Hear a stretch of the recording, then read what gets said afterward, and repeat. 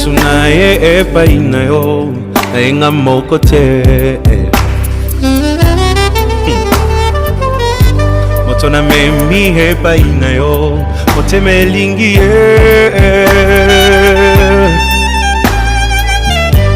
Nayebi azana ba faiblesse qui me fait mal au cœur. C'est parfois insupportable. Qui fait mal à la tête. Ça attriste même le Saint-Esprit. Mais nakuti epai na ye quelque chose de bien qui m'attire tellement.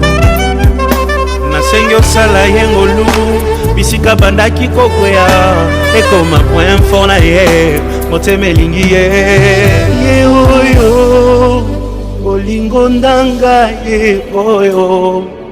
nalotaki yango na ndoto losambo efuti mpe ngayo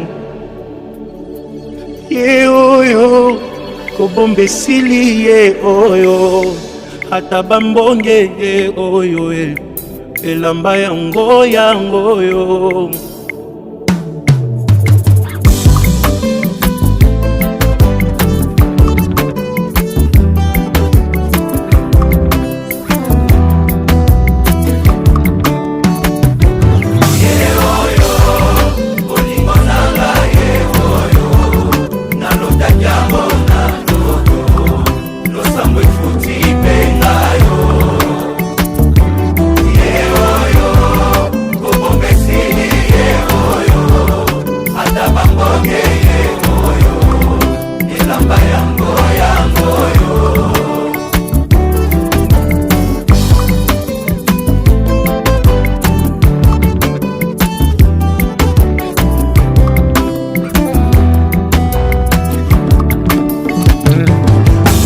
Koko moto bomoni pembenye nde moto aganye macho yo losambo efuti mpe ngayo nalingi bino ye mpe nalingi ye mingi aza motu ya pona ngai kosunga poto umela ye oyo olingo na ngai ye oyo nalotaki yango na ndoto lakisa kobomba te esili ye oyo ata bambonge ye oyo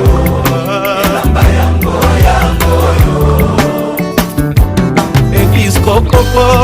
moto bomoni pembenye nde mbuma losambo na ngai Nzambe apesi mpe ngayo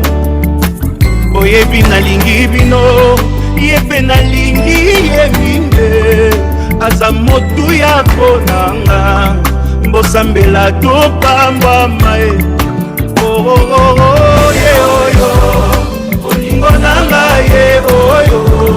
nalotaki yango na ndoto lakisa kobomba te esili ye oyo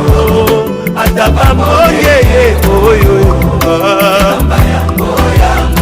moto akotika te akende ye oyo yakotika te alela ye oyo moto akolengela ye oyo Nzambe apesi moto akomema na famille moto ya koyokela ye oyo mokolo na kovwa makanga ye moto nga nalingi ye oyo baninga boyoka ye moto bolukaki ye aleki bango nyonso ye oyo moto azelisanga ye oyo moto akopesa bolingo ye yakobokola na ye bana ye oyo moto ya baprincipe ye oyo motema elingi aza wapi ye oyo liboso nanga aleki bango nyonso ye oyo merci Jésus